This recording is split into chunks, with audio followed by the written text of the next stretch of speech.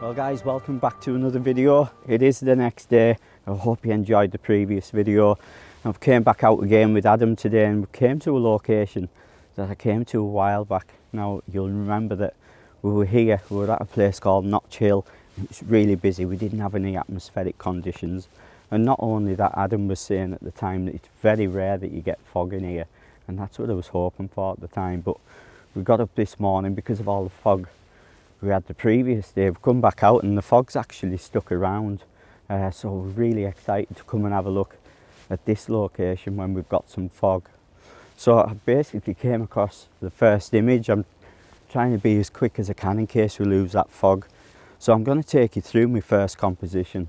I'm going to photograph this tree again. It's a beautiful tree, it's got lovely form and lovely shape, and I just want to make the most of this nice background, because you remember last time it's really chaotic, it's really busy, so this atmosphere is going to help with that. So I'm basically having this part of an old tree. I'm going to have it to the left of the image. Now what I've been made sure to do, there's actually a tree behind this one, so I wanted to hide that tree behind the main one that I want in the image. And also because we've got this atmosphere and fog, you can include the background and it just really just softens off and takes your eye through the image. And to my left hand side, your right hand side, it also just fades off into the wooded area and it's really nice. Now in the top right corner there was a bit of sky in the shot, but it works out okay. Having the sky in the shot, it's not really much of a distraction because it all just creates more atmosphere. And what I've managed to do, there was a larger clearing in the top right, so I've moved the camera as far left as I can before I include the tree behind this one, just to add a bit of interest in the top left corner. So I'm going to have some of the branches coming in, and I'm basically just shooting it at 35mm, focusing on the tree. That's getting everything sharp that I want sharp. I'm looking forward to seeing how it turns out. It's just nice to get up here nice and early. I'll take this first image, I'll put it on the screen above and I'll continue my walk and see what we can come across.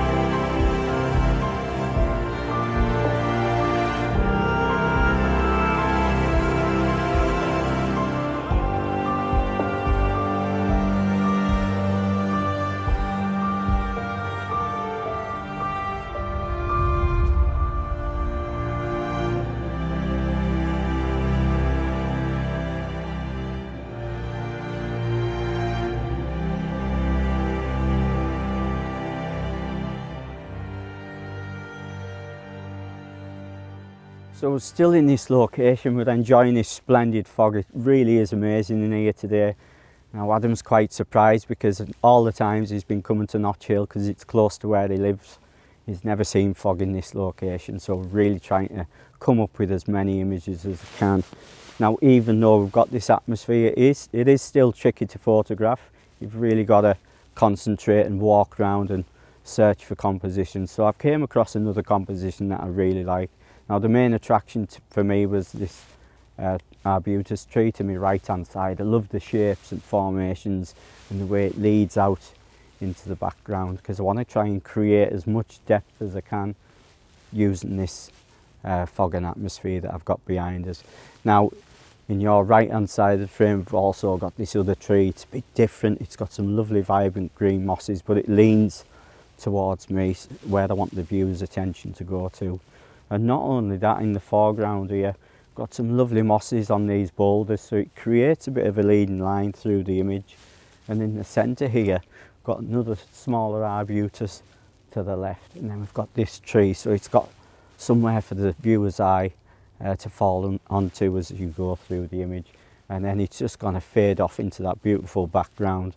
Now I'm going to take this shot at f16. I'm going to focus on the tree to the right hand side there, and then that's going to get everything sharp that I want sharp. There's no need to focus stack it because we've got these conditions.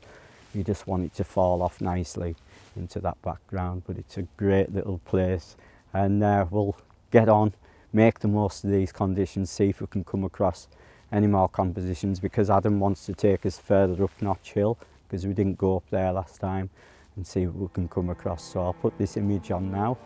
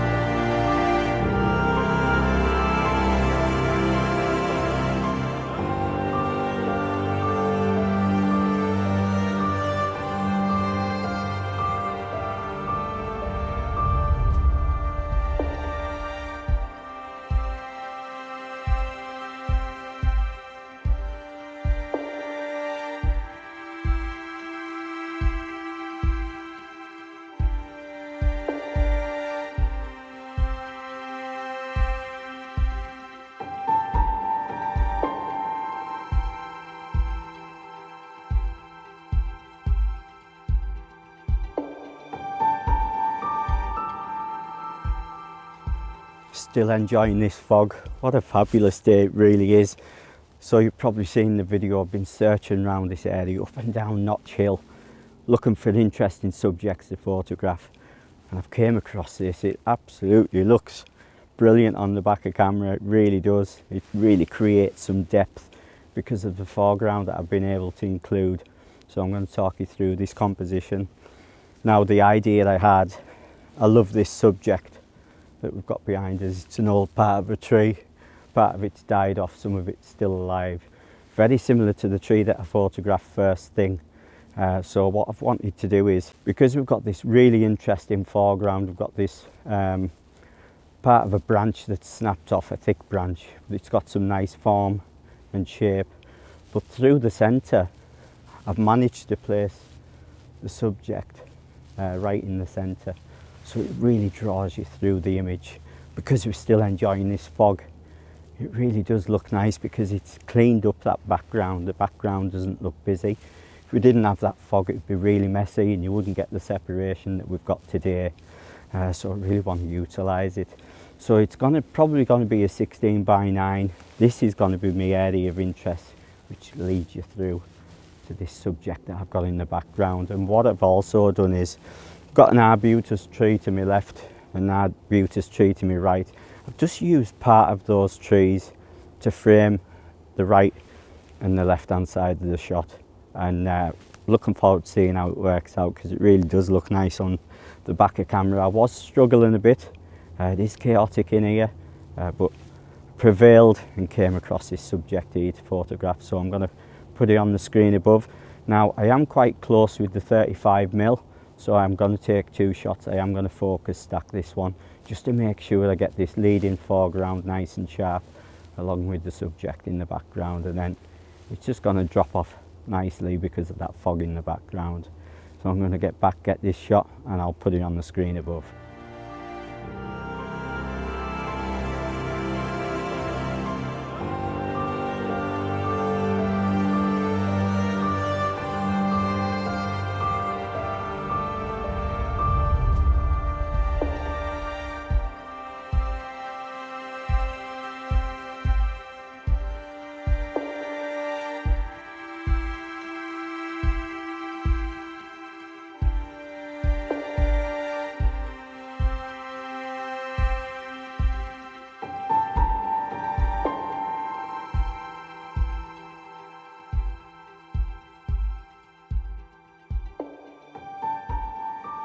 pretty bushed out, to be honest. Is there a lot of fog in here? There's a lot of fog in here. So we've decided to call it a day. It's been a great couple of days over on Vancouver Island with Adam Gibbs, Gavin Hardcastle, Amanda and Colin. Now Gavin Hardcastle's actually turned up today.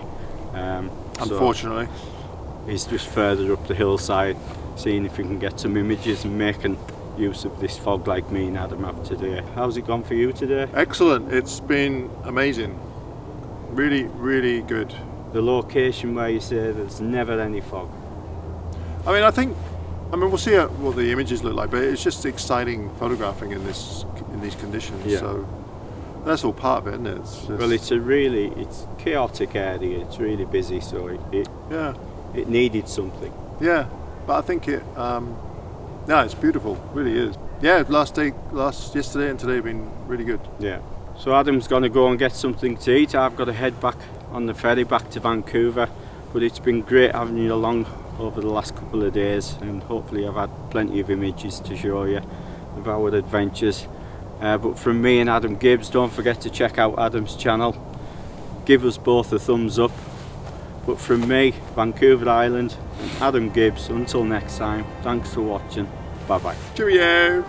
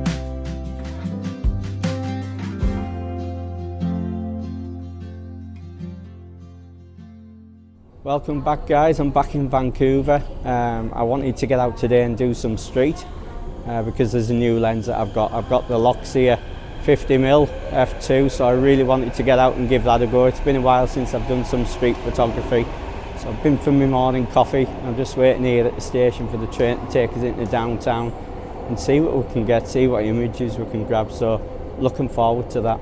Now, while I'm sitting here in the station waiting on the train, I have seen a couple of shots that I fancy, and when I make my way off the train I'll see if I can grab some images, so I'll put them on.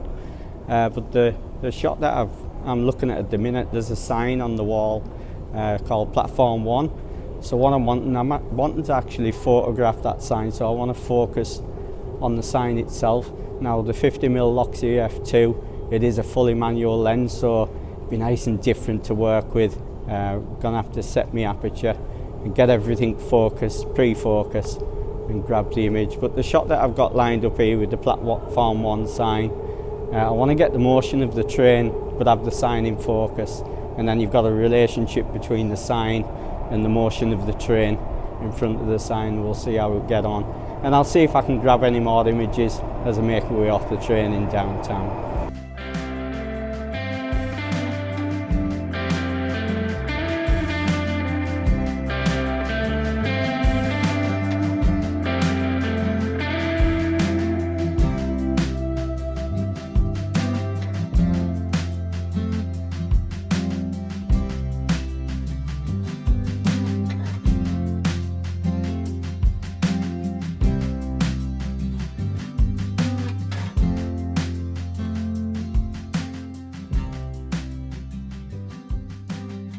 So I've made my way off the train. I'm here in downtown now, and I've started off in a place that I always levitate to. I've decided to come to Gastown. It's very rustic, there's lots of characters here. Some of the buildings are really nice because it's a lot older than the centre of downtown here, so that's why I always come to this area. Now what I'm looking for today is subjects. I'm looking for light And that's what I wanted to say to you today. Even though it's a different genre, it's very similar to landscape, because you're looking for light, you're looking for subjects. So they really are similar in certain ways, and I wanted to get to grips with this lens. Tried it there on the train just before I got on the train, tried that shot with the platform sign and the train moving through the shot. Looked really good on the back camera, so I'm looking forward to seeing how that turns out. But that's what street's about. It's trying to build a relationship up between your background and the subject that you're photographing, and vice versa. Things don't always have to be in sharp focus. All I wanted in focus there was the sign itself, and the fact that the people are blurred out adds a bit of motion, adds a bit of interest, a bit of mystery to the scene, because you can't see the faces. So always remember that when you're doing street, you don't have to have everything in sharp focus. And when you get some sunlight, there is a forecast of sunlight today. When you get that sunlight, it creates those nice deep shadows and the bright highlights, and they make for great black and white. So today's just about a general walkabout. We'll see what we come across.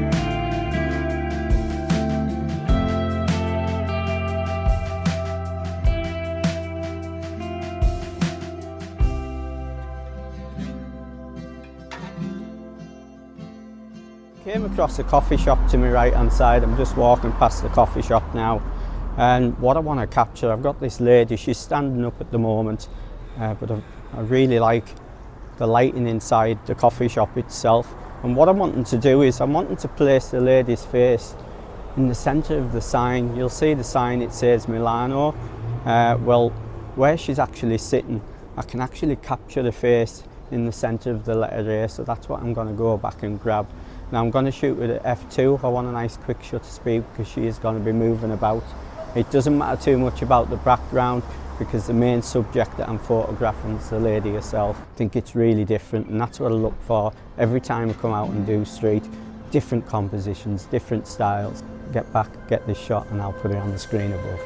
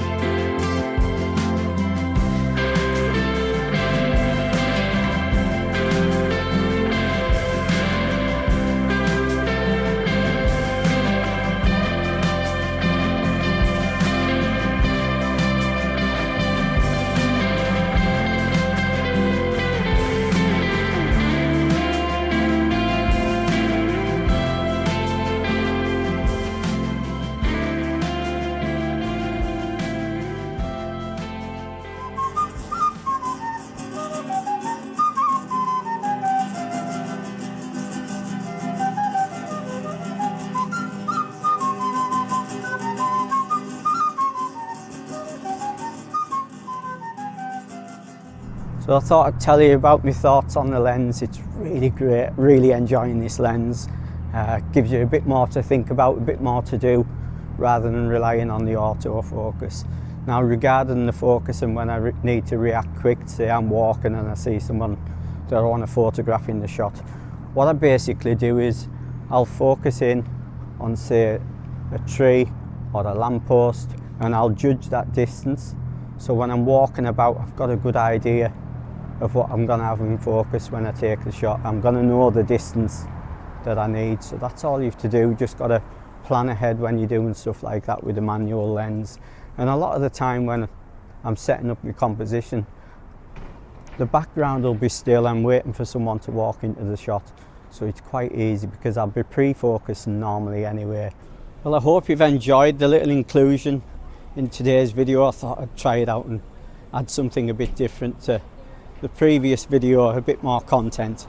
It's been great to take you out on the streets of downtown this morning. It is mid-afternoon, so what I've decided to do is carry on with my day, but I'm going to go and get something to eat first and see what else I can come up with. Now, because we don't have any sunlight today, we're not getting those harsh highlights that I like in the dark shadows. So what I'm going to do is wait till later in the day. So any images I get as the day goes on, I will put them on the screen above. But it's been an absolute joy bringing you along. I've had a brilliant day out. Got to try out this new lens. It's amazing. The focusing system's so much quicker. Because it's a mechanical focusing system, it's more accurate. Whereas on the other lenses, it's fly-by-wire, so it's not as precise. So using this lens has been a joy to use. But I hope you've enjoyed today's video. Don't forget to give us a thumbs up, much appreciated. And if you like what you see and you haven't seen my channel before, don't forget to hit the subscribe button. But from me, downtown Vancouver, thanks for watching. Bye bye.